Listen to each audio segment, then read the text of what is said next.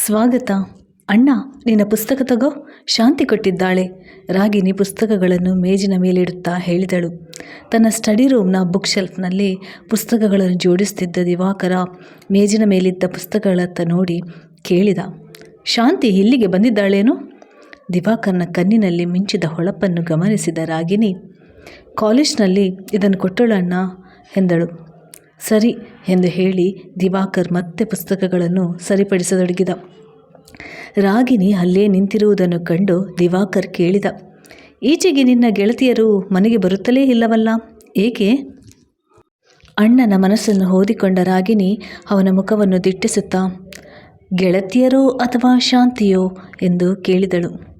ನಾನು ಹಾಗೆ ಹೇಳಲಿಲ್ಲ ಅಣ್ಣ, ನೀನು ಹೇಳದಿದ್ದರೆ ನನಗೆ ಗೊತ್ತಾಗೋದಿಲ್ಲವೇ? ಶಾಂತಿಯ ಹೆಸರು ಕೇಳಿದರೆ ನಿನ್ನ ಕಣ್ಣಿನಲ್ಲಿ ಅದೇನು ಮಿಂಚು, ಮುಖದಲ್ಲಿ ಅದೇನು ರಂಗು? ರಾಗಿಣಿ ಛೇಡಿಸಿದಳು. ದಿವಾಕರ್ ಮೌನವಾಗಿದ್ದ. ಶಾಂತಿಯನ್ನು ಕಂಡರೆ ನಿನಗೆ ಬಹಳ ಇಷ್ಟ ಅಲ್ವೇ ಅಣ್ಣ? ರಾಗಿಣಿ ಅವನ ಪಕ್ಕಕ್ಕೆ ಸರಿದು ನಿಂತು ಕೇಳಿದಳು. ಇಲ್ಲ, ನಾನು ಯಾವಾಗ ಹಾಗೆ ಹೇಳಿದೆ? ದಿವಾಕರ ತಬ್ಬಿಬ್ಬಾದ. ಅಣ್ಣ, ಎಚ್ಚರವಾಗಿ ಹೆಜ್ಜೆ ಇಡು, ಇಲ್ಲವಾದರೆ ಪೆಟ್ಟು ತಿನ್ನಬೇಕಾಗ್ತದೆ. ಶಾಂತಿ ನನ್ನ ಕ್ಲಾಸ್ನಲ್ಲಿ ಓದುತ್ತಿರುವವಳು. ಅವಳಿಗಿನ್ನೂ 19 ವರ್ಷ ವಯಸ್ಸು. ಅವಳಿಗೆ 3 ಜನ ಅಣ್ಣಂದಿರಿದ್ದಾರೆ. ಅವಳ ಮದುವೆಗೆ ಇನ್ನು ಬಹಳ ಸಮಯ ಇದೆ. ಶಾಂತಿಯ ಸ್ವಭಾವ ಎಂತಹುದು ಅಂತ ನನಗೆ ಗೊತ್ತು. ಅವಳು ತನ್ನ ಮನೆಯವರ ವಿರುದ್ಧವಾಗಿ ಎಂದೂ ಹೋಗುವುದಿಲ್ಲ. ಮತ್ತು ಅವಳ ತಂದೆ ಒಬ್ಬ ವಿವಾಹಿತನಾದ ಮತ್ತು 4 ವರ್ಷದ ಮಗುವಿನ ತಂದೆಯಾಗಿರುವವನಿಗೆ ತಮ್ಮ ಮಗಳನ್ನು ಖಂಡಿತ ಮದುವೆ ಮಾಡಿ ಕೊಡುವುದಿಲ್ಲ. ರಾಗಿಣಿ, ದಿವಾಕರ್ ಚೀರಿ ಹತಾಶೆಯಿಂದ ಕುರ್ಚಿಯ ಮೇಲೆ ಕುಸಿದು ಕುಳಿತ. ನೀನು ಮತ್ತು ಅಮ್ಮ ಇಬ್ಬರು ಏಕೆ ಆ ವಿಷಯವನ್ನು ಜ್ಞಾಪಿಸುತ್ತೀರಿ? ಅದು ನನ್ನ ಮದುವೆ ಅಲ್ಲ, ನನ್ನ ಜೀವನದ ಒಂದು ಭಯಾನಕ ಘಟನೆ. ಅಪ್ಪನ ಹಠದಿಂದ ನಡೆದು ಹೋಯಿತು. ಶರತ್ ನನ್ನ ಮಗನಲ್ಲ. ಹಳೆಯದನ್ನೆಲ್ಲ ಬಿಟ್ಟು ಬಿಡು. ಏನಿದ್ದರೂ ನಾನು 28 ವರ್ಷದ ಯುವಕ. ನನ್ನ ಹೆಚ್ಚಿನ ಗೆಳೆಯರಿಗೆಲ್ಲ ಇನ್ನೂ ಮದುವೆಯೇ ಆಗಿಲ್ಲ. ಗೊತ್ತು ಅಣ್ಣ, ನಾನು ನಿನ್ನ ಮನಸ್ಸನ್ನು ಅರ್ಥ ಮಾಡಿಕೊಂಡಿದ್ದೇನೆ. ನಿನಗೆ ಸಂತೋಷ ಕೊಡುವುದಕ್ಕೆ ನನಗೆ ಸಾಧ್ಯವಿದ್ದರೆ ಶಾಂತಿಯನ್ನು ನಿನ್ನ ಹತ್ತಿರಕ್ಕೆ ಎಳೆದು ತಂದು ನಿಲ್ಲಿಸುತ್ತಿದ್ದೆ. ನಿನ್ನ ಜೀವನದಲ್ಲಿ ಅದೆಲ್ಲ ನಡೆದಿಲ್ಲದಿದ್ದರೆ ನಿನ್ನಂತಹ ಯೋಗ್ಯನಾದ ಅಣ್ಣನ ವಿಷಯದ ಬಗ್ಗೆ ಶಾಂತಿಯ ಜೊತೆ ಮಾತುಕತೆ ನಡೆಸುತ್ತಿದ್ದೆ. ನಿನ್ನಷ್ಟು ಒಳ್ಳೆ ಹುಡುಗನನ್ನು ಬಾಳ ಸಂಗಾತಿಯಾಗಿ ಪಡೆಯುವುದು ಯಾವುದೇ ಹುಡುಗಿಯ ಭಾಗ್ಯವೇ ಸರಿ. ದಿವಾಕರ್ ಸುಮ್ಮನೆ ಕುಳಿತಿದ್ದ. ರಾಗಿಣಿ ಅವನ ಭುಜದ ಮೇಲೆ ಕೈ ಇಟ್ಟು, ಆದರೆ ನಿನಗೆ ಇನ್ನೊಂದು ಪೆಟ್ಟು ಬೀಳುವುದು ನನಗೆ ಇಷ್ಟವಿಲ್ಲ. ನೀನು ಬಯಸುತ್ತಿರುವುದು ಸಾಧ್ಯವಿಲ್ಲದ ವಿಷಯ. ನೀನೇ ಯೋಚನೆ ಮಾಡು. ಇಂಥ ಹುಡುಗನ ಜೊತೆ ನನ್ನ ಮದುವೆ ಮಾಡುವುದಕ್ಕೆ ಒಪ್ಪುವೆಯಾ? ನಿನಗೆ ಕೆಲವು ಸಂಬಂಧಗಳು ಬಂದಿವೆ. ಅಮ್ಮನ ಹತ್ತಿರ ಆ ಜಾತಕಗಳು ಇವೆ. ಅವುಗಳಲ್ಲಿ ಯಾವುದನ್ನಾದರೂ ಆರಿಸಿಕೊಂಡು ಮದುವೆ ಆಗು. ಆಗ ನಿನ್ನ ಮನಸ್ಸು ಶಾಂತಿಯಿಂದ ದೂರವಾಗುತ್ತದೆ ಎಂದಳು. ನನಗೆ ಮದುವೆ ಬೇಡವೇ ಬೇಡ, ದಿವಾಕರ್ ನಿರಾಶನಾಗಿ ಹೇಳಿದ. ನೀನು ಮಲಗು, ಹೋಗುವಾಗ ಬಾಗಿಲು ಮುಚ್ಚಿಕೊಂಡು ಹೋಗು. ನಾನು ಸ್ವಲ್ಪ ಹೊತ್ತು ಓದ್ತೇನೆ ಎಂದ. ಕೊಂಚ ಹೊತ್ತು ಸುಮ್ಮನೆ ನಿಂತಿದ್ದ ರಾಗಿಣಿ ನಂತರ ಬಾಗಿಲು ಮುಚ್ಚಿ ಹೊರ ನಡೆದಳು. ದಿವಾಕರ್ ಮೇಜಿನ ಮೇಲೆ ತಲೆ ಇರಿಸಿ ಬಿಕ್ಕಿ ಬಿಕ್ಕಿ ಹತ್ತು ಬಿಟ್ಟ. ಅವನ ಮನಸ್ಸಿನಲ್ಲಿ ಸುಳಿದಾಡುತ್ತಿದ್ದ ವಿಚಾರಗಳನ್ನು ರಾಗಿಣಿ ಶಬ್ದ ರೂಪದಲ್ಲಿ ಹೊರಗಿಡವಿದ್ದಳು. ಈಗ ಅವುಗಳು ಸುತ್ತಿಗೆಯ ಪೆಟ್ಟಿನಂತೆ ಅವನ ಮೆದುಳನ್ನು ಘಾಸಿಗೊಳಿಸತೊಡಗಿದವು. ರಾತ್ರಿಯ ನೀರವ ಅಂಧಕಾರ. ದಿವಾಕರ್ನ ಭಾವನೆಗಳನ್ನು ಅರ್ಥ ಮಾಡಿಕೊಳ್ಳಬಲ್ಲ ಸಂಗಾತಿ ಯಾರೂ ಅವನ ಜೊತೆಗಿರಲಿಲ್ಲ. ತಂಗಿ ರಾಗಿಣಿಯೇನೋ ಕೊಂಚ ಮಟ್ಟಿಗೆ ಅವನ ಮನಸ್ಸನ್ನು ಅರಿತಿದ್ದಳು. ಆದರೆ ಆ ಬಗ್ಗೆ ಏನಾದರೂ ಮಾಡುವಲ್ಲಿ ಅಸಮರ್ಥಳಾಗಿದ್ದಳು.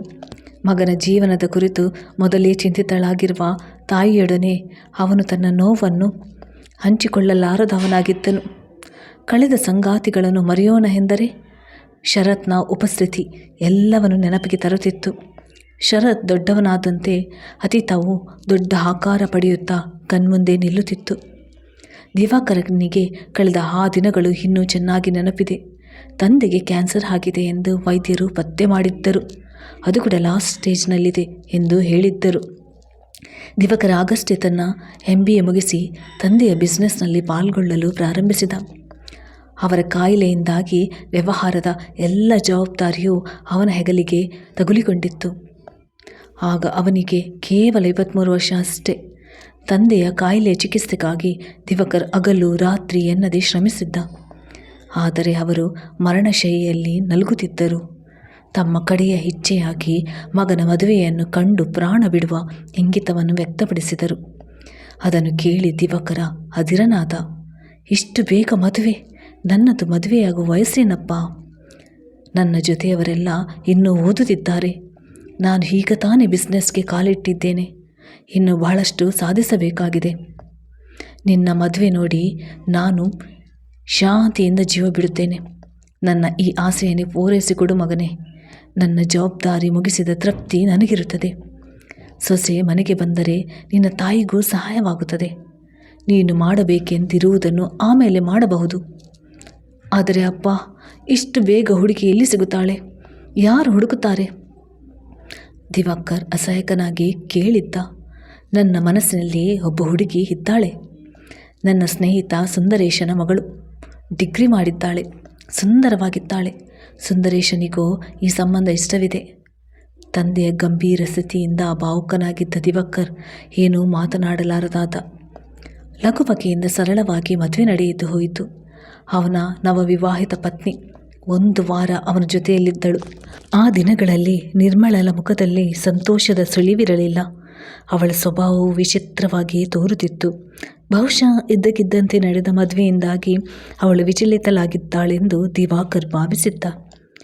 4-6 ದಿನಗಳು ತವರಿನಲ್ಲಿತ್ತು ಸುಧಾರಿಸಿಕೊಂಡು ಬರಲಿ ಎಂದು ಪತ್ನಿಯನ್ನು ಅಲ್ಲಿ ಬಿಟ್ಟು ಬಂದ. 4 ದಿನ ಬಿಟ್ಟು ಕರೆತರಲು ಹೋದಾಗ ನಿರ್ಮಲ ಬರಲು ನಿರಾಕರಿಸಿದಳು. ಕೆಲವು ದಿನಗಳ ನಂತರ ತಾವೇ ಕರೆತರುವುದಾಗಿ ಅವನ ಮಾವ ಹೇಳಿದರು. ಮದುವೆಯಾಗಿ ತಿಂಗಳು ಕಳೆಯುವ ಮೊದಲೇ ದಿವಾಕರ್ನ ತಂದೆ ಹಸುನೀಗಿದರು. ಆ ದುಃಖ ಕಳೆಯಲು ಕೊಂಚ ಕಾಲ ಹಿಡಿಯಿತು. ಆಮೇಲೆ ಅವನ ತಾಯಿ ಸೊಸೆಯನ್ನು ಕಳಿಸಿಕೊಡುವಂತೆ ಬೀಗರಿಗೆ ಹೇಳಿ ಕಳುಹಿಸಿದರು. ಆದರೆ ನಿರ್ಮಲ ಆಗಲೂ ಬರಲು ಒಪ್ಪಲಿಲ್ಲ. ದಿವಾಕರನಿಗೆ ಒಂದು ತಿಳಿಯದಂತಾಯಿತು. ಪತ್ನಿಯ ಜೊತೆ ಅವನ ಸಂಪರ್ಕ ಕೇವಲ 2 ದಿನಗಳದ್ದಾಗಿತ್ತು. ಹೀಗಾಗಿ ಒತ್ತಾಯ ಮಾಡಲು ಅವನಿಗಾಗಲಿಲ್ಲ. ಚಿಕ್ಕ ವಯಸ್ಸಿನಲ್ಲಿ ಹೆಚ್ಚಿನ ಜವಾಬ್ದಾರಿಯಿಂದಾಗಿ ಅವನ ವಿಚಿತ್ರವಾದ ಸಂದಿಗ್ಧಕ್ಕೆ ಸಿಲುಕಿದ್ದ. ನಿಧಾನವಾಗಿ ಒಡಕು ಸುದ್ದಿ ಹೊರಬರತೊಡಗಿತ್ತು. ನಿರ್ಮಳಳಿಗೆ ಬೇರೊಬ್ಬ ಹುಡುಗನೊಂದಿಗೆ ಪ್ರೀತಿ ಇತ್ತು. ಅವನನ್ನೇ ವಿವಾಹ ಆಗಲು ಬಯಸಿದ್ದಳು. ಆದರೆ ಅವಳ ತಂದೆಗೆ ಅದು ಇಷ್ಟವಿರಲಿಲ್ಲ. ತನ್ನ ತಂದೆಯ ಹಠದಿಂದಾಗಿ ಇಷ್ಟವಿಲ್ಲದಿದ್ದರೂ ಅವಳು ದಿವಾಕರ್ನನ್ನು ಮದುವೆಯಾಗಬೇಕಾಯಿತು. ಆದರೆ ಅವನ ಮನೆಗೆ ಹೋಗಲು ಸುತರಾಮ್ ಒಪ್ಪಲಿಲ್ಲ. ದಿವಾಕರ್ ಹತಾಶನಾದ. ವಿಧಿಯ ಹಠದಿಂದ ಅವನ ಬಾಳ ಹಾದಿ ಡೊಂಕಾಗಿ ಸಾಗಿತ್ತು. ಅದು ಅಷ್ಟಕ್ಕೆ ನಿಲ್ಲದೆ ಅವನನ್ನು ಕಂದಕಕ್ಕೆ ದೂಡಿತ್ತು. ಕೆಲವು ತಿಂಗಳ ಬಳಿಕ ನಿರ್ಮಲ ತಾಯಿಯಾಗಲಿದ್ದಾಳೆಂದು ತಿಳಿದು ಬಂದಿತ್ತು. ಆಗ ಅವನ ತಾಯಿ ಸೊಸೆಯನ್ನು ಕರೆತರುವಂತೆ ಮತ್ತೊಮ್ಮೆ ಮಗನಿಗೆ ಹೇಳಿದರು. ದಿವಾಕರ ಮನಸ್ಸಿಲ್ಲದೆ ಅತ್ತೆಯ ಮನೆಗೆ ಹೋದ. ಹಳೆಯದನ್ನೆಲ್ಲ ಮರೆತು ಹೊಸ ಬಾಳು ಪ್ರಾರಂಭಿಸುವಂತೆ ಪತ್ನಿಯ ಮನವೊಲಿಸಲು ದಿವಾಕರ್ ಬಹಳ ಪ್ರಯತ್ನಿಸಿದ. ಅವಳ ತಂದೆ ತಾಯಿಯು ಮಗಳಿಗೆ ಬುದ್ಧಿ ಹೇಳಿದರು.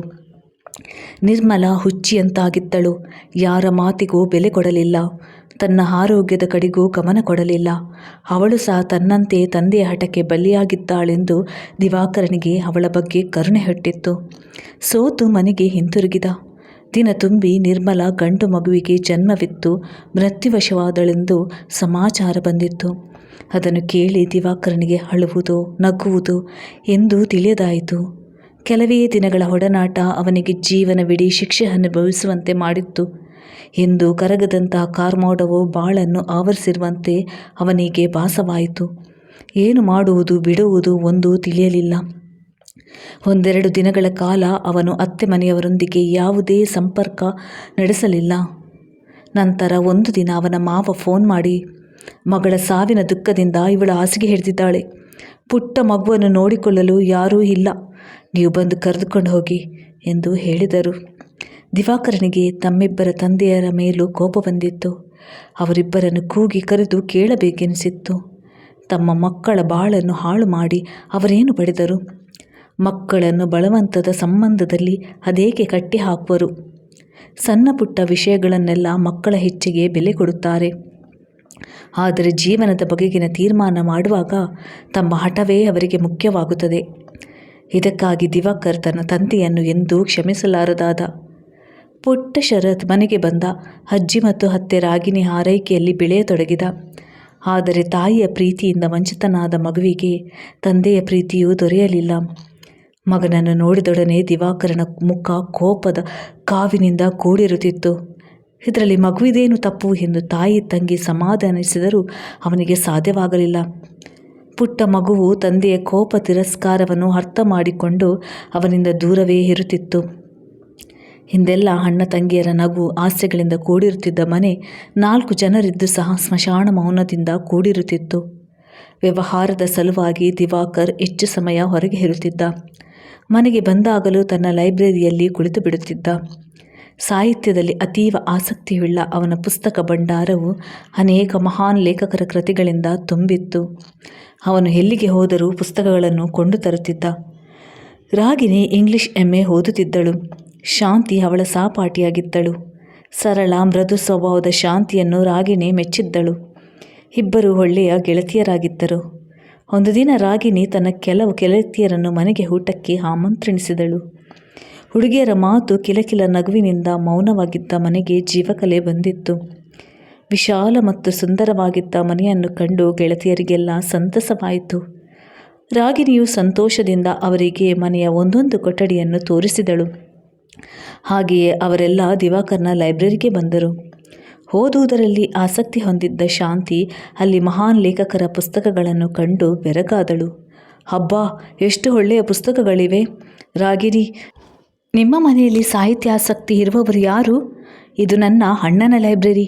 ಅವನು ಹೊರಗೆ ಹೋದಾಗಲೆಲ್ಲ ಒಳ್ಳೆಯ ಪುಸ್ತಕ ಕಂಡರೆ ಕೊಂಡು ತರ್ತಾನೆ. ನಾನು ಓದಬೇಕೆಂದುಕೊಂಡಿರುವ ಅನೇಕ ಪುಸ್ತಕಗಳು ಇಲ್ಲಿವೆ. ನಾನು ತೆಗೆದುಕೊಳ್ಳಲಾ? ಓದಿ ಹಿಂತಿರುಗಿಸುತ್ತೇನೆ. ಶಾಂತಿ ಪುಸ್ತಕಗಳ ಮೇಲೆ ಆಸೆಯಿಂದ ಕೈಯಾಡಿಸುತ್ತಾ ಕೇಳಿದಳು. ಅಯ್ಯೋ ಬೇಡ, ರಾಗಿಣಿ ಹೇಳಿದಳು. ಪುಸ್ತಕಗಳನ್ನು ಯಾರಾದರೂ ಮುಟ್ಟಿದರೂ ಅಣ್ಣನಿಗೆ ಗೊತ್ತಾಗಿಬಿಡುತ್ತದೆ. ಅವನನ್ನು ಕೇಳದೆ ಪುಸ್ತಕ ತೆಗೆದುಕೊಳ್ಳುವ ಹಾಗೆ ಇಲ್ಲ. ಅವನೀಗ ಊಟಕ್ಕೆ ಬರುತ್ತಾನೆ, ಕೇಳಿ ತೆಗೆದುಕೋ ಎಂದಳು. ಊಟದ ಸಮಯಕ್ಕೆ ದಿವಾಕರ್ ಮನೆಗೆ ಬಂದ. ತಾಯಿ ಡೈನಿಂಗ್ ಟೇಬಲ್ ಮೇಲೆ ಎಲ್ಲರಿಗೂ ಊಟಕ್ಕೆ ಹನಿ ಮಾಡಿದರು. ರಾಗಿಣಿ ಮತ್ತು ಗೆಳತಿಯರೆಲ್ಲ ಟೇಬಲ್ ಮುಂದೆ ಬಂದು ಕುಳಿತರು. ರಾಗಿಣಿ ದಿವಾಕರ್ನನ್ನು ಊಟಕ್ಕೆ ಕರೆದು ಬಾ ಎಂದು ತಾಯಿ ಹೇಳಿದರು. ರೂಮಿನಲ್ಲಿ ದಿವಾಕರ್ನನ್ನು ರಾಗಿಣಿ ಊಟಕ್ಕೆ ಬರಲು ಹೇಳಿದಳು. ನೀವೆಲ್ಲ ಊಟ ಮಾಡಿ ನನಗೆ ಇಲ್ಲಿಗೆ ತಂದುಕೊಡು ಎಂದ ದಿವಾಕರ್. ಏನಣ್ಣ, ನನ್ನ ಸ್ನೇಹಿತರೆಲ್ಲ ಏನು ತಿಳಿದುಕೊಳ್ಳುತ್ತಾರೆ? ನೀನೇನು ಚಿಕ್ಕ ಹುಡುಗನ ನಾಚಿಕೊಂಡು ಒಳಗೆ ಕುಳಿತುಕೊಳ್ಳುವುದಕ್ಕೆ ಎಂದು ಹೇಳುತ್ತಾ ರಾಗಿಣಿ ಅವನ ಕೈ ಹಿಡಿದು ಎಳೆದುಕೊಂಡು ಬಂದಳು. ಅವನು ಮನಸ್ಸಿಲ್ಲದಿದ್ದರೂ ಬಂದು ಕುಳಿತುಕೊಳ್ಳಬೇಕಾಯಿತು. ರಾಗಿಣಿ ಗೆಳತಿಯರಿಗೆಲ್ಲ ಅಣ್ಣನ ಪರಿಚಯ ಮಾಡಿಸಿದಳು. ಎಲ್ಲರಿಗೂ ಔಪಚಾರಿಕವಾಗಿ ಹಲೋ ಹೇಳಿದ. ದಿವಾಕರ್ ಶಾಂತಿಯ ಪರಿಚಯ ಮಾಡಿಸಿದಾಗ 2 ನಿಮಿಷ ಕಾಲ ದೃಷ್ಟಿ ಅವಳ ಮೇಲೆ ಕೇಳಿಸಿದ. ಗೌರವರ್ಣದಿಂದ ಕೂಡಿದ ಸುಂದರವಾದ ಮುಖ, ದೊಡ್ಡ ಕಣ್ಗಳು, ಹೆಗಲ ಮೇಲೆ ಹರಡಿದ್ದ ರೇಷ್ಮೆ ಕೂದಲು ಇವುಗಳೆಲ್ಲ ಅವಳನ್ನು ಆಕರ್ಷಕಗೊಳಿಸಿದ್ದವು. ಅನುಪಮ ಸೌಂದರ್ಯದೊಂದಿಗೆ ಅವಳ ಮುಖದಲ್ಲಿ ಕಂಡುಬರುತ್ತಿದ್ದ ಸರಳತೆಯು ಮತ್ತೊಮ್ಮೆ ಅವಳ ಮೇಲೆ ದೃಷ್ಟಿ ಹರಿಸುವಂತೆ ಮಾಡಿಸಿತು. ಅಣ್ಣನಲ್ಲಿ ಕಂಡುಬಂದ ಈ ಅಪರೂಪದ ಬದಲಾವಣೆಯನ್ನು ರಾಗಿಣಿ ಕೂಡಲೇ ಗಮನಿಸಿದಳು. ಹುಡುಗಿಯರೆಲ್ಲ ತಮ್ಮ ತಮ್ಮಲ್ಲಿ ತಮಾಷೆ ಮಾಡಿಕೊಂಡು ಊಟ ಮಾಡತೊಡಗಿದರು. ಮಧ್ಯದಲ್ಲಿ ದಿವಾಕರನನ್ನು ಮಾತಿಗೆಳೆಯಲು ಪ್ರಯತ್ನಿಸಿದರು. ಶಾಂತಿ ಹೆಚ್ಚು ಮಾತನಾಡದೆ ಬೇರೆಯವರ ಮಾತಿಗೆ ಮಗುಳ್ನಗುತ್ತಾ ಇದ್ದಳು. ದಿವಾಕರನ ದೃಷ್ಟಿ ಆಗಾಗ ಅವಳತ್ತ ಹರಿಯುತ್ತಿತ್ತು. ಎಲ್ಲರ ಊಟ ಮುಗಿಯುವ ವೇಳೆಗೆ ಮಲಗಿದ್ದ ಶರತ್ ಎದ್ದು ರೂಮಿನಿಂದ ಹೊರಗೆ ಬಂದ. ಹೊಸಬರನ್ನು ನೋಡಿ ಓಡಿ ಹೋಗಿ ಅಜ್ಜಿಯ ಹಿಂದೆ ಅವಿತುಕೊಂಡ. ಆ ಮುದ್ದಾದ ಹುಡುಗನನ್ನು ಕಂಡು ಎಲ್ಲ ಹುಡುಗಿಯರು ಆಕರ್ಷಿತರಾದರು. ಹತ್ತಿರ ಬರುವಂತೆ ಮಾಡಲು ಏನೇನೋ ಆಸೆ ತೋರಿಸಿದರು. ಆದರೆ ಶರತ್ ಯಾರ ಬಳಿಗೂ ಹೋಗಲಿಲ್ಲ. ಬಗ್ಗಿ ಬಗ್ಗಿ ಎಲ್ಲರನ್ನೂ ನೋಡ್ತಾ ನಿಂತಿದ್ದ. ನನ್ನ ಹತ್ರ ಬಾ. ಶಾಂತಿ ಅವನ ಕೈ ಸವರುತ್ತಾ, ನಾನು ನಿನಗೊಂದು ಕತೆ ಹೇಳ್ತೇನೆ ಎಂದಳು. ಯಾವ ಕತೆ? ಯಾರ ಪ್ರಲೋಭನೆಗೂ ಒಳಗಾಗದಿದ್ದ ಶರತ್ ಶಾಂತಿಯೊಡನೆ ಮಾತನಾಡಿದನ್ನು ಕಂಡು ಎಲ್ಲರೂ ಬೆರಗಾದರು. ನಿನಗೆ ಯಾವುದು ಬೇಕೋ ಅದು, ಮೊದಲು ನನ್ನ ಹತ್ರ ಬಾ. ಶಾಂತಿ ಮೆಲ್ಲನೆ ಅವನನ್ನು ತನ್ನತ್ತ ಎಳೆದುಕೊಳ್ಳುತ್ತಾ ಹೇಳಿದಳು. ಮೊದಲು ನಿನ್ನ ಹೆಸರು ಹೇಳು. ಅವನ ಗುಂಗುರು ಕೂದಲನ್ನು ನಿವಾರಿಸುತ್ತಾ ಶಾಂತಿ ತನ್ನ ತೊಡೆಯ ಮೇಲೆ ಕುಳ್ಳಿರಿಸಿಕೊಂಡಳು. ಶರತ್ ಎನ್ನುತ್ತಾ ಅವನು ನಿಧಾನವಾಗಿ ಶಾಂತಿಯೊಡನೆ ಮಾತನಾಡತೊಡಗಿದ.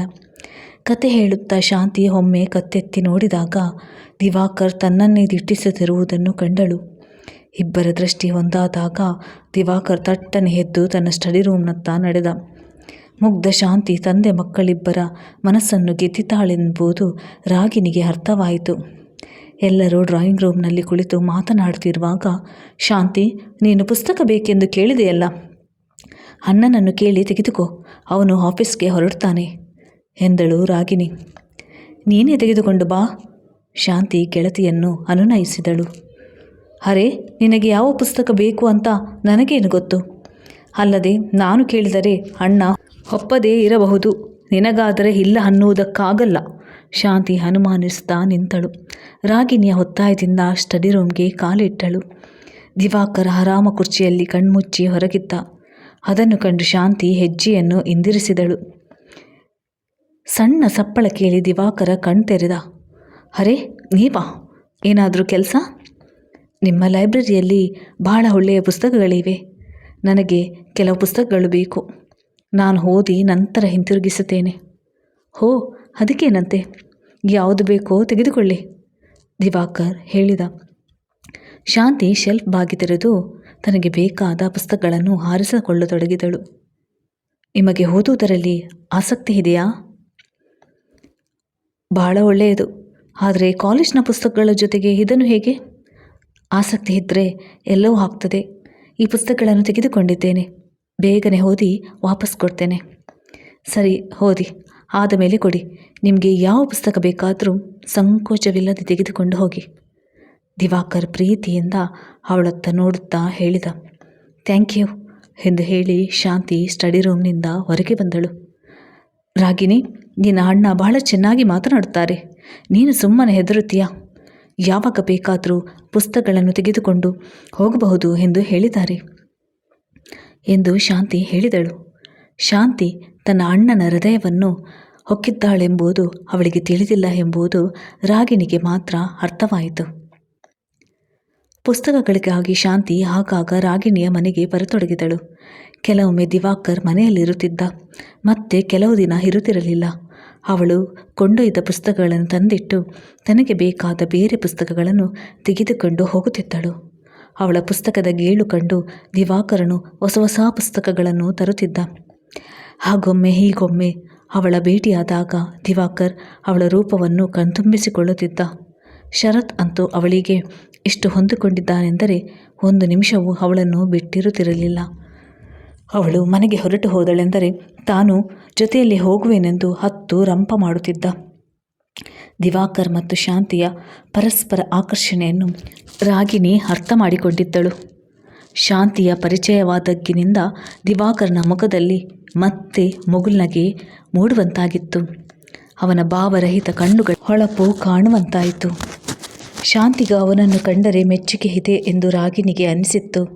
ಆದರೆ ಅದು ಯಾವ ರೀತಿಯದು ಎಂದು ಅವಳಿಗೆ ಗೊತ್ತಿರಲಿಲ್ಲ. ದಿವಾಕರನ ಮರುಮದುವೆಗಾಗಿ ಕೆಲವಾರು ಸಂಬಂಧಗಳು ಬಂದಿದ್ದುಂಟು. ಆದರೆ ದಿವಾಕರ್ ಅವುಗಳ ಬಗ್ಗೆ ಕೇಳಿಸಿಕೊಳ್ಳುತ್ತಲೇ ಇರಲಿಲ್ಲ. ತಾನು ವಿವಾಹವಾಗಿದ್ದವನು ಮತ್ತು ಒಂದು ಮಗುವಿನ ತಂದೆ ಎಂದು ಯೋಚಿಸಲು ಅವನಿಗಾಗುತ್ತಿರಲಿಲ್ಲ. ಶರತ್ ತನ್ನ ಜೀವನದ ಒಂದು ಅಡ್ಡಿ ಎಂದು ಭಾವಿಸಿದ್ದ. ಎಂದೂ ಆ ಮಗುವನ್ನು ಎತ್ತಿಕೊಳ್ಳಲಿಲ್ಲ ಮತ್ತು ಮುದ್ದಾಡಲಿಲ್ಲ. ಆ ಮುಗ್ಧ ಮಗುವಿನ ಬಗ್ಗೆ ತಿರಸ್ಕಾರದ ಭಾವನೆ ಹೊಂದಿದ್ದ. ಇದ್ದಕ್ಕಿದ್ದಂತೆ ದೂರದಲ್ಲೆಲ್ಲೋ ಆದ ವಾಹನದ ಜೋರಾದ ಹಾರ್ನ್ ಸದ್ದಿಗೆ ದಿವಾಕರ್ ಎಚ್ಚೆತ್ತು ನೆನಪಿನಾಳದಿಂದ ಹೊರಬಂದ. ಗಡಿಯಾರದ ಕಡೆ ನೋಡಿದ. ರಾತ್ರಿ 12 ಗಂಟೆಯಾಗಿತ್ತು. ತಲೆ ಕೆಡಹಿ ಒದ್ದೆಯಾಗಿದ್ದ ಕಣ್ಣುಗಳನ್ನು ಒರೆಸಿಕೊಂಡು ಎದ್ದು ಮಲಗಲು ಹೋದ. ಆ ದಿನ ಕಾಲೇಜಿಗೆ ರಜೆ ಬಿದ್ದುದರಿಂದ ಶಾಂತಿ ಪುಸ್ತಕಕ್ಕಾಗಿ ರಾಗಿಣಿಯ ಮನೆಗೆ ಬಂದಳು. ರಾಗಿಣಿ ತಾಯಿಯೊಡನೆ ದೇವಸ್ಥಾನಕ್ಕೆ ಹೋಗಿದ್ದಳು. ಕರೆಗಂಟೆ ಸದ್ದಾದಾಗ ರಾಗಿಣಿ ಬಂದಳೆಂದು ಬಾಗಿಲು ತೆರೆದ ದಿವಾಕರ್ ಎದುರಿಗೆ ಶಾಂತಿಯನ್ನು ಕಂಡು ತಡಬಡಿಸಿದ. ಆ ವೇಳೆಯಲ್ಲಿ ದಿವಾಕರ್ನೊಬ್ಬನೇ ಮನೆಯಲ್ಲಿ ಕಂಡು ಶಾಂತಿ ಬೆಚ್ಚಿದಳು. ಓ, ನೀವು ಇಷ್ಟು ಹೊತ್ತಿನಲ್ಲಿ ಮನೆಯಲ್ಲಿದ್ದೀರಲ್ಲ? ಶಾಂತಿ ತಾನು ತಂದಿದ್ದ ಪುಸ್ತಕಗಳನ್ನು ಶೆಲ್ಫ್ನಲ್ಲಿ ಇಡುತ್ತಾ ಕೇಳಿದಳು. ಈಗ ಹೊರಡಬೇಕು. ಮನೆಯಲ್ಲಿ ಯಾರೂ ಇಲ್ಲ. ಅದಕ್ಕೆ ಅವರು ಬರುವುದಕ್ಕಾಗಿ ಕಾಯುತ್ತಿದ್ದೇನೆ. ದಿವಾಕರ್ ಹೃದಯದ ಡವಡವಿಕೆಯು ಅವನ ಮಾತನ್ನು ತಡೆಯುತ್ತಿದ್ದುದು. ತಾನೇನು ಹೇಳಿದೆ ಎಂಬ ಗಮನವಿಲ್ಲದೆ ಅವ ಶಾಂತಿಯನ್ನು ದಿಟ್ಟಿಸಿ ನೋಡಿದ. ಅವನ ನೇರ ದೃಷ್ಟಿಗೆ ನಾಚಿದ ಶಾಂತಿ ಸಂಕೋಚಗೊಂಡು ರಾಗಿಣಿ ಬರಲು ತಡವಾಗುವುದೇನು ಎಂದು ಕೇಳಿದಳು. ಅವಳ ಪ್ರಶ್ನೆ ದಿವಾಕರ್ನ ಕಿವಿಗೆ ಬೀಳಲೇ ಇಲ್ಲ. ಅವನು ತನ್ನ ಮನಸ್ಸನ್ನು ಹತೋಟಿಯಲ್ಲಿಡಲು ಪ್ರಯತ್ನಿಸುತ್ತಿದ್ದ. ಕಡೆಗೆ ಶಾಂತಿಯ ಮನಸ್ಸಿನಲ್ಲಿ ಏನಿದೆ ಎಂದು ತಿಳಿಯಬೇಕು ಎಂಬುದಾಗಿ ಆಲೋಚಿಸಿ ಮೆಲ್ಲಗೆ ಅವಳ ಬಳಿ ಬಂದ. ಶಾಂತಿ, ಅವನ ಧ್ವನಿ ಭಾವುಕತೆಯಿಂದ ಕೂಡಿತ್ತು. ಬುಕ್ ಶೆಲ್ಫ್ನಲ್ಲಿ ಕಣ್ಣಾಡಿಸುತ್ತಿದ್ದ ಶಾಂತಿ ಅವನನ್ನು ಅಷ್ಟು ಹತ್ತಿರದಲ್ಲಿ ಕಂಡು ಬೆಚ್ಚಿ ಅವನತ್ತ ನೋಡಿದಳು. ನನ್ನನ್ನು ಮದುವೆಯಾಗುವೆಯಾ? ಅವಳ ಕಣ್ಣಲ್ಲಿ ಕಣ್ಣಿಟ್ಟು ಮೃದುವಾಗಿ ಕೇಳಿದ. ನಾನು ಆ ಬಗ್ಗೆ ಇನ್ನೂ ಯೋಚಿಸಿಲ್ಲ. ಶಾಂತಿ ತೊದಳಿದಳು. ಮತ್ತೆ ಯಾವಾಗ ಯೋಚಿಸ್ತೀಯಾ? ನನ್ನ ಮನೆಯಲ್ಲಿ ಒಪ್ಪುವರೋ ಇಲ್ಲವೋ ಗೊತ್ತಿಲ್ಲ. ನಿನ್ನ ಮನೆಯವರು ಒಪ್ಪುವುದಿಲ್ಲ ಅನಿಸಿದರೆ ಮತ್ತೆ ನನ್ನ ಜೀವನದಲ್ಲಿ ಬಂದು ಬಿರುಗಾಳಿ ಬೀಸಿದ್ದು ಏಕೆ? ಹೇಳು ಶಾಂತಿ, ಹೇಳು ಎನ್ನುತ್ತಾ ದಿವಾಕರ್ ಅವಳ ಭುಜವನ್ನು ಹಿಡಿದು ಅಲ್ಲಾಡಿಸಿದ. ಅವನ ಕಣ್ಣಿನಲ್ಲಿ ನೀರು ತುಂಬಿತ್ತು. ಮುಖ ಕಠೋರವಾಗಿತ್ತು. ದಿವಾಕರ್ನ ಈ ಬಗೆಯ ಮುಖಭಾವವನ್ನು ನೋಡಿ ಶಾಂತಿ ಗಾಬರಿಕೊಂಡು, ಬಿಡಿ ನನ್ನನ್ನು, ನಿಮ್ಮ ಮನಸ್ಸು ಈಗ ಸರಿಯಾಗಿಲ್ಲ, ನಾನು ಹೋಗಬೇಕು ಎಂದು ಕೊಸರಾಡಿದಳು. ಹೌದು, ನನ್ನ ಮನಸ್ಸು ಸರಿಯಾಗಿಲ್ಲ, ಸರಿಯಾಗುವುದೂ ಇಲ್ಲ. ನೀನು ಹೊರಟು ಹೋಗು, ಇನ್ನೆಂದು ನನ್ನ ಎದುರಿಗೆ ಬರಬೇಡ ಎಂದು ದಿವಾಕರ್ ತನ್ನ ಹಿಡಿತ ಸಡಿಲಿಸಿ ಅವಳನ್ನು ಅತ್ತ ನೂಕಿದ. ಶಾಂತಿ ಕಣ್ಣೀರಿರಿಸಿಕೊಳ್ಳುತ್ತಾ ರೂಮಿನಿಂದ ಹೊರಗೆ ಬಂದಳು. ದೇವಸ್ಥಾನಕ್ಕೆ ಹೋಗಿದ್ದ ರಾಗಿಣಿ ಮತ್ತು ಅವಳ ತಾಯಿಗೆ ಬರುವ ದಾರಿಯಲ್ಲಿ ಯಾರೋ ಪರಿಚಿತರು ಸಿಗಲು ಮಾತನಾಡುತ್ತಾ ನಿಂತರು. ತಾಯಿಯನ್ನು ಅಲ್ಲೇ ಬಿಟ್ಟು ರಾಗಿಣಿ ಮನೆಗೆ ಬಂದಳು. ಅದೇ ಸಮಯಕ್ಕೆ ಅಳುತ್ತಾ ಹೊರಬಂದ ಶಾಂತಿಯ ಭುಜ ಬಳಸಿ ಹಿಡಿದು, ಏನಾಯಿತು ಶಾಂತಿ, ಹೇಗೆ ಅಳುತ್ತಿದ್ದಿ? ಅನ್ನ ಏನಾದರೂ ಅಂದನೇನು ಎಂದು ಕಕ್ಕುಲತೆಯಿಂದ ಕೇಳಿದಳು. ಏನಿಲ್ಲ ಬಿಡು, ನಾನು ಮನೆಗೆ ಹೋಗಬೇಕು. ಹೋಗುವೆಯಂತೆ, ಮೊದಲು ನನ್ನ ಜೊತೆ ಬಾ ಎನ್ನುತ್ತಾ ಹಾಗೆ ಬಲವಂತವಾಗಿ ಅವಳನ್ನು ತನ್ನ ಕೋಣೆಗೆ ಕರೆದೊಯ್ದಳು. ಅವಳ ಕಣ್ಣೀರೊರೆಸಿ ಕುಡಿಯಲು ನೀರು ಕೊಟ್ಟಳು. ಶಾಂತಿ ಸ್ವಲ್ಪ ಸಮಾಧಾನಗೊಂಡ ಬಳಿಕ ರಾಗಿಣಿ, ಶಾಂತಿ, ನಿನಗೂ ಅಣ್ಣನಿಗೂ ಏನೋ ಮಾತು ನಡೆಯಿತು ಅಂತ ನನಗೆ ಗೊತ್ತಿಲ್ಲ. ಆದರೆ ನಾನು ಕೊಂಚ ಊಹಿಸಬಲ್ಲೆ. ಅಣ್ಣ ನಿನ್ನನ್ನು ಬಹಳ ಪ್ರೀತಿಸುತ್ತಾನೆ, ನಿನ್ನನ್ನು ಮದುವೆಯಾಗಬೇಕೆಂಬುದು ಇಷ್ಟಪಡುತ್ತಾನೆ ಅನ್ನೋದು ನನಗೆ ಗೊತ್ತು. ಆದರೆ ಇದು ಆಗದ ಮಾತು ಅಂತಲೂ ಗೊತ್ತು. ಆದರೂ ಸ್ನೇಹಿತೆಯಾಗಿ ನಿನ್ನನ್ನು ಒಂದು ಮಾತು ಕೇಳುತ್ತೇನೆ. ನಿನ್ನ ಮನಸ್ಸಿನಲ್ಲಿ ಏನಿದೆ ಹೇಳು. ನಿನಗೂ ಅಣ್ಣನ ಮೇಲೆ ಕೋಮಲ ಭಾವನೆ ಇದೆಯೇ? ನೀನು ಅವನನ್ನು ಇಷ್ಟಪಡುತ್ತೀಯಾ ಕೇಳಿದಳು. ಶಾಂತಿ ಮಾತನಾಡಲಿಲ್ಲ. ಅವಳ ಕಣ್ಣಿನಿಂದ ಮುತ್ತಿನಂತೆ ನೀರು ಹರಿಯಿತು. ಹೇಳು ಶಾಂತಿ, ರಾಗಿಣಿ ಪ್ರೀತಿಯಿಂದ ಅವಳ ಮೈ ಸವರಿದಳು. ನಾನು ಇಷ್ಟಪಟ್ಟರೆ ಏನಾಗುತ್ತದೆ? ಅಪ್ಪ ಅಮ್ಮನನ್ನು ಒಪ್ಪಿಸುವವರು ಯಾರು? ನಾನಂತೂ ಅವರ ಜೊತೆ ಈ ವಿಷಯ ಮಾತನಾಡುವುದಕ್ಕೂ ಸಾಧ್ಯವಿಲ್ಲ. ಅಂದರೆ ನೀನು ಅಣ್ಣನನ್ನು ಪ್ರೀತಿಸ್ತಿದ್ದೀಯಾ ಅಂತ ಅರ್ಥ ತಾನೆ? ಶಾಂತಿ ಮಾತನಾಡದೆ ನೆಲ ನೋಡುತ್ತಾ ಕುಳಿತಳು. ಸ್ವಲ್ಪ ಹೊತ್ತು ಇಬ್ಬರು ಸುಮ್ಮನಿದ್ದರು. ಆಮೇಲೆ ರಾಗಿಣಿಯೇ ಮೌನ ಮುರಿದಳು. ನಮ್ಮ ತಂದೆಯ ಒತ್ತಾಯದಿಂದಾಗಿ ಅಣ್ಣ ಇಕ್ಕಟ್ಟಿಗೆ ಸಿಲುಕಿಕೊಂಡ. ಚಿಕ್ಕ ವಯಸ್ಸಿನಲ್ಲಿ ಮದುವೆಯ ಬಂಧನಕ್ಕೆ ಒಳಗಾಗಿ ದೊಡ್ಡ ಪೆಟ್ಟು ತಿನ್ನಬೇಕಾಯಿತು. ನನ್ನ ಅಣ್ಣ ಅಂತ ಹೊಗಳುತ್ತಿಲ್ಲ, ನಿನಗೂ ಗೊತ್ತು. ಇಂತಹ ಹುಡುಗನನ್ನು ಪತಿಯಾಗಿ ಪಡೆಯಬೇಕಾದರೆ ಹುಡುಗಿ ಪುಣ್ಯ ಮಾಡಿರಬೇಕಾಗುತ್ತದೆ. ಶಾಂತಿ ಏನೂ ಉತ್ತರ ಕೊಡದಿರಲು ರಾಗಿಣಿಯೇ ಮಾತು ಮುಂದುವರಿಸಿದಳು. ನೀನು ಅಣ್ಣನನ್ನು ಪ್ರೀತಿಸ್ತಾ ಇರುವುದಾದರೆ ಬೇರೆಯವರನ್ನು ಮದುವೆಯಾಗಿ ಹೇಗೆ ಸಂತೋಷವಾಗಿರುತ್ತೀಯಾ? ಮತ್ತು ನೀನು ಈ ವಿಷಯ ಹೇಳದಿದ್ದರೆ ಮನೆಯವರಿಗೆ ಗೊತ್ತಾಗುವುದು ಹೇಗೆ? ನೀನು ನಿಜವಾಗಲೂ ಪ್ರೀತಿಸ್ತಿದ್ದರೆ ಧೈರ್ಯ ತಂದುಕೋ. ಮನಸ್ಸಿನ ಮಾತನ್ನು ತಂದೆ ತಾಯರಿಗೆ ಹೇಳುವುದು ಏನೂ ಪಾಪದ ಕೆಲಸವಲ್ಲ. ಮೌನವಾಗಿದ್ದರೆ ಸಮಸ್ಯೆಗೆ ಪರಿಹಾರ ದೊರೆಯುವುದಿಲ್ಲ. ನಿನ್ನ ಮೌನದಿಂದ ನಿನ್ನ ಮತ್ತು ಅಣ್ಣ ಇಬ್ಬರ ಜೀವನವು ಹಾಳಾಗುತ್ತದೆ. ರಾಗಿಣಿ ಹೇಳಿದ ಮಾತಿನ ಬಗ್ಗೆ ಯೋಚಿಸಿದ ಶಾಂತಿ ಮನೆಗೆ ಹೋದಳು. ದಿವಾಕರ್ ಅವಳ ಮನಸ್ಸಿನ ತುಂಬ ಆವರಿಸಿಕೊಂಡಿದ್ದು ಯಾವಾಗ ಎಂದು ಅವಳಿಗೆ ತಿಳಿಯಲಿಲ್ಲ. ಮಗು ಶರತ್ ಅದೆಷ್ಟು ಆತ್ಮೀಯನಾಗಿ ಬಿಟ್ಟಿದ್ದಾನೆಂದು ಆಶ್ಚರ್ಯವಾಯಿತು. ರಾಗಿಣಿ ಹೇಳಿದ್ದು ಸರಿಯಾಗಿಯೇ ಇದೆ. ಮನಸ್ಸಿನ ಮಾತನ್ನು ತಂದೆ ತಾಯರಿಗೆ ತಿಳಿಸುವುದರಲ್ಲಿ ತಪ್ಪಿಲ್ಲ. ಇಲ್ಲವಾದರೆ ಬೇರೆ ಯಾರನ್ನೋ ಮದುವೆಯಾಗಿ ಸಂಕಟ ಪಡಬೇಕಾಗುತ್ತದೆ ಎಂದು ಅವಳು ಆಲೋಚಿಸಿದಳು. ಕಡೆಗೆ ಒಂದು ದಿನ ಧೈರ್ಯ ಮಾಡಿ ಶಾಂತಿ ತನ್ನ ತಾಯಿಯೊಡನೆ ಮನದಿಂಗಿತವನ್ನು ಹೊರಗಿಡವಿದ್ದಳು. ತಾಯಿ ಗಂಭೀರವಾಗಿ ಸಾವಧಾನದಿಂದ ಮಗಳು ಹೇಳಿದ್ದನ್ನು ಕೇಳಿದರು. ಇದೇನಿದು ಶಾಂತಿ? ದಿವಾಕರ್ನೇನೋ ಎಲ್ಲ ರೀತಿಯಿಂದಲೂ ಒಳ್ಳೆ ಹುಡುಗನೇ ಸರಿ, ಆದರೆ ಅವನು ಒಂದು ಮಗುವಿನ ತಂದೆ. ಅವನಿಗೆ ಮೊದಲೊಂದು ಮದುವೆಯಾಗಿತ್ತು ಎಂಬುದನ್ನು ನಾವು ಮರೆಯಬಹುದಾದರೂ ಕಣ್ಣೆದುರಿಗೆ ಇರುವ ಮಗುವನ್ನು ಮರೆಯಲು ಸಾಧ್ಯವೇ ಎಂದು ತಾಯಿ ಅವಳಿಗೆ ಸವಾಲು ಹಾಕಿದರು. ಆ ಪುಟ್ಟ ಮಗುವಿನ ಮೇಲೆ ಯಾಕೆ ಎಲ್ಲರಿಗೂ ಕೋಪ, ತಿರಸ್ಕಾರ ಎನ್ನುವಾಗ ಶಾಂತಿಗೆ ಅಳುವೇ ಬಂದುಬಿಟ್ಟಿತ್ತು. ಅದರ ತಂದೆಯು ಕೋಪದಿಂದಲೇ ನೋಡುತ್ತಾರೆ. ಅದು ಮುಗ್ಧ ಮಗು, ಅದಕ್ಕೆ ಪ್ರೀತಿಯೆಂದೇ ಅರ್ಥವಾಗುವುದು. ನನಗೆ ಆ ಬಗ್ಗೆ ಯಾವ ಸಮಸ್ಯೆಯೂ ಇಲ್ಲದಿರುವಾಗ ನಿಮಗೆಲ್ಲ ಚಿಂತೆ ಯಾಕೆ? ಅವಳ ತಂದೆಗೆ ವಿಷಯ ತಿಳಿದಾಗ ಅವರು ಕೋಪಿಷ್ಠರಾದರು. ಏನೂ ತಿಳಿಯದ ತಮ್ಮ ಮಗಳ ಮೇಲೆ ಆ ಜನರು ಬಲೆ ಬೀಸಿದ್ದಾರೆ ಎಂದು ಕೂಗಾಡಿದರು. ಆದರೆ ಶಾಂತಿ ತನ್ನ ನಿರ್ಧಾರದ ಬಗ್ಗೆ ಅಚಳಲಾಗಿದ್ದಳು. ಪ್ರಾರಂಭದಲ್ಲಿ ಹಲುಕಿನಿಂದ ಕೂಡಿ ಅವಳು ತಂದೆ ಅಣ್ಣನಿಗೆ ತಿಳಿಸಿ ಹೇಳುವಂತಾದಳು.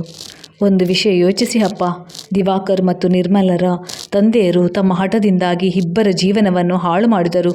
ಆ ಮಗುವಿನ ಬಾಲ್ಯವನ್ನು ತೆಗೆದುಕೊಂಡರು. ತಂದೆ ತಾಯಿಯ ಪ್ರೀತಿಯಿಂದ ವಂಚಿತವಾಗುವಂತೆ ಮಾಡಿದರು. ನೀವು ನನ್ನ ಬಗ್ಗೆ ಇಂತಹ ತಪ್ಪನ್ನೇ ಮಾಡುವಿರೇನು? ಶಾಂತಿಯ ದೃಢವಾದ ಮಾತುಗಳನ್ನು ಕೇಳಿ ಎಲ್ಲರೂ ಮೌನ ವಹಿಸಿ ಯೋಚಿಸತೊಡಗಿದರು. ಅವಳ ನಿರ್ಧಾರಯುತವಾದ ಮಾತುಗಳು ಅಥವಾ ಮಾತಿನಲ್ಲಿದ್ದ ಶಕ್ತಿಯೋ ಅಥವಾ ಆ ವಿಷಯದ ಸತ್ಯತೆಯೋ ಅಂತೂ ಗುರಿಮುಟ್ಟಿತ್ತು. ಸರಿಯಮ್ಮ, ನಿನಗೆ ಅದರಿಂದ ಸಂತೋಷವಾಗುವುದಾದರೆ ನಮಗೂ ಸಂತೋಷವೇ ಎಂದು ಹೇಳಿದಾಗ ಶಾಂತಿಗೆ ಖುಷಿಯಿಂದ ಕುಣಿಯುವಂತಾಯಿತು. ದೀಪಾವಳಿ ಸಂಜೆಗತ್ತಲು ಕವಿಯುತ್ತಿದ್ದಂತೆ ರಾಗಿಣಿ ಮನೆಯ ಮುಂದೆ ಸಾಲು ದೀಪಗಳನ್ನು ಇರಿಸಿದಳು. ಆಗ ಗೇಟ್ ತೆರೆದು ಒಳಗೆ ಬರುತ್ತಿರುವವಳನ್ನು ಕಂಡು ರಾಗಿಣಿ ಬೆಚ್ಚಿದಳು. ಶಾಂತಿ, ನೀನು ಇಷ್ಟು ಹೊತ್ತಿನಲ್ಲಿ? ರೇಷ್ಮೆ ಸೀರೆ ಹಿಟ್ಟು ಸುಂದರವಾದ ಬೊಂಬೆಯಂತೆ ನಿಂತಿದ್ದ ಗೆಳತಿಯನ್ನು ಕುರಿತು ಹೇಳಿದಳು. ಹೌದು ರಾಗಿಣಿ, ನಿಮ್ಮೆಲ್ಲರ ಜೊತೆ ಹಬ್ಬದ ಆನಂದವನ್ನು ಅನುಭವಿಸಲು ಬಂದಿದ್ದೇನೆ. ಶಾಂತಿ ಮುಗುಳ್ನಗುತ್ತಾ ಹೇಳಿದಳು. ಏನು ನಿನ್ನ ಮಾತು? ಆಗಲೇ ಕತ್ತಲಾಗಿದೆ. ಯಾರ ಜೊತೆ ಬಂದೆ? ನಮ್ಮ ತಂದೆ ಒಪ್ಪಿಗೆ ಕೊಟ್ಟರು. ಅಣ್ಣ ನನ್ನನ್ನು ಇಲ್ಲಿ ಬಿಟ್ಟು ಹೋದ. ಅಂದರೆ ರಾಗಿಣಿಗೆ ನಂಬಿಕೆ ಉಂಟಾಗಲಿಲ್ಲ. ನೀನು ನಿಜ ಹೇಳುತ್ತಿದ್ದೀಯಾ? ಹೌದು ರಾಗಿಣಿ, ನಮ್ಮ ತಾಯಿ ತಂದೆ ಮದುವೆಗೆ ಒಪ್ಪಿದ್ದಾರೆ. ಹಾಗಾದರೆ ಒಳಗೆ ನಡಿ. ಸಂತೋಷದ ಆವೇಗದಿಂದ ರಾಗಿಣಿಯ ಧ್ವನಿ ಕಂಪಿಸಿತು. ಅಣ್ಣ ಸ್ಟಡಿ ರೂಮ್ನಲ್ಲಿದ್ದಾನೆ, ಹೋಗಿ ಅವನನ್ನು ಕರೆದುಕೊಂಡು ಬಾ. ಊರೆಲ್ಲ ಹಬ್ಬದ ಸಂಭ್ರಮದಲ್ಲಿ ನಲಿಯುತ್ತಿದ್ದರೆ ದಿವಾಕರ್ ಮಾತ್ರ ತನ್ನ ಸ್ಟಡಿ ರೂಮ್ನಲ್ಲಿ ಕತ್ತಲೆಯಲ್ಲಿ ಒಬ್ಬನೇ ಮೌನವಾಗಿ ಕುಳಿತಿದ್ದ. ಹಾಗೆ ನೋಡಿದರೆ ಅವನಿಗೆ ಯಾವ ಹಬ್ಬದಲ್ಲಿಯೂ ಆಸಕ್ತಿ ಇರಲಿಲ್ಲ. ಕಿಟಕಿಯಿಂದ ಹೊರಗೆ ಕಾಣುತ್ತಿದ್ದ ದೀಪಗಳ ಬೆಳಕನ್ನು ನೋಡುತ್ತಾ, ಪಟಾಕಿಗಳ ಸದ್ದನ್ನು ಆಲಿಸುತ್ತಾ, ತನ್ನ ಬಾಳಿನಲ್ಲಿ ಕವಿದಿರುವ ಅಂಧಕಾರವು ಎಂದಾದರೂ ಕರಗುವುದೇ ಎಂದು ಯೋಚಿಸುತ್ತಿದ್ದ. ಶಾಂತಿ ಅವನ ಕೋಣೆಯೊಳಗೆ ಕಾಲಿಟ್ಟಾಗ ದಿವಾಕರ್ ಕಣ್ಣು ಮುಚ್ಚಿ ಕುಳಿತಿದ್ದ. ಅವಳು ನಿಧಾನವಾಗಿ ನಡೆದು ಬಂದು ಅವನ ಭುಜದ ಮೇಲೆ ಕೈ ಇರಿಸಿ, ಎಲ್ಲರೂ ದೀಪ ಬೆಳಗಿಸುತ್ತಾ ಪಟಾಕಿ ಹಚ್ಚುತ್ತಾ ಸಂತೋಷವಾಗಿದ್ದಾರೆ. ನೀವು ಕತ್ತಲೆಯಲ್ಲಿ ಬೇಸರಿಸಿಕೊಂಡು ಕುಳಿತಿದ್ದೀರಲ್ಲ ಎಂದಳು.